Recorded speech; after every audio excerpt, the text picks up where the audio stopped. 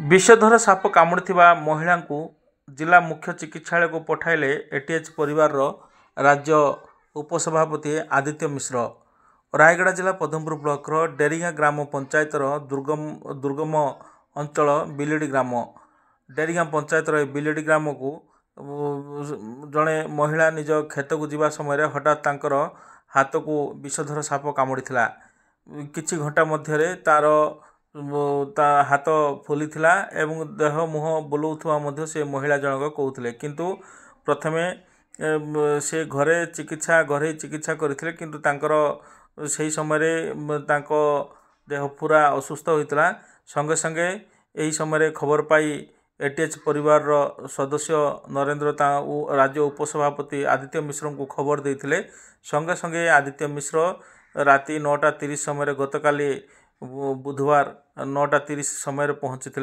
एवं संगे संगे पद्मपुर मेडिकल को गोष्ठी स्वास्थ्य केन्द्र को आनी तेबे गोष्ठी स्वास्थ्य केन्द्र रे सी अधिक चिकित्सा निमंते जिला चिकित्सालय जीवाई पद्मपुर डाक्तर सूचना देते किंतु महिला जनक हाथ में पैसा टंका किछि नाही एवं सेठार मु जाई कौन करी सेठारे मोर चिकित्सा हेबो न हेबो ए संपर्क में से बुझुले किंतु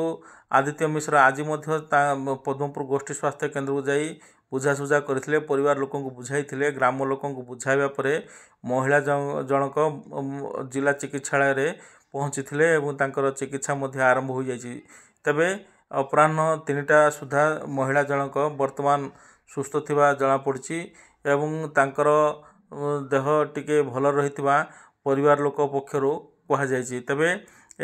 आदित्य मिश्रंकर एही भली विभिन्न समय लोक को साहाय्य करिथांती एटीएच परिवार एही राज्य उपसभापति बिचिकट ग्राम अनेक लोक एवं आखपाख अंचल जातीय राजपथर विभिन्न दुर्घटनार मध्य एही भली साहाय्य करिथांती। तबे एही महिला को साहाय्य करिथिबारु आम तरफरु मध्य तांको धन्यवाद जणाउछु एवं एही सेवा आगो को मध्य जारी रहू बोली आमर मध्य तांको सूचना रही। सेपटे से आदित्य मिश्र कहते एपरी मानव यही भली महानता काम आम मनुष्य जीवन पाइचु एथिपाई समस्त को साहाय्य करने निहाती आवश्यक। आगामी दिन अन्य लोक यही भली मु साहाय्य करी बोली से एटीएच परिवार उपसभापति आदित्य मिश्र सूचना देते।